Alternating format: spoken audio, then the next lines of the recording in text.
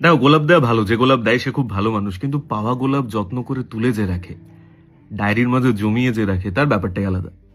তাই তুমি যদি কারুর থেকে গোলাপ পেলে সেটাকে যত্ন করে তুলে রাখছো, জমিয়ে রাখছো, তাহলে দুটো লাইন তোমার জন্য। তুমি কাকে শোনাবে ভাই তুমি জানো। যে শুকনো জীর্ণ ফ্যাকাশে রঙের আদরে রেখেছি তুলে, জাদুর মতো হাসি খুঁজে পাই এখনো ওদের ছুলে।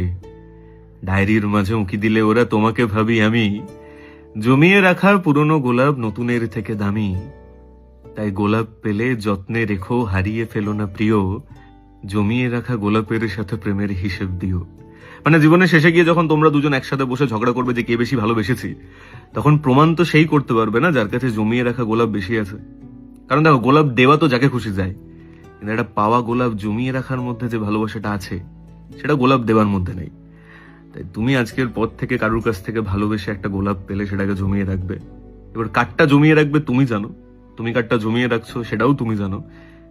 যার দেওয়া গোলাপ জমিয়ে রাখছো তাকে কি কবিতাটা শোনাও, একা শুনে নিলে হবে?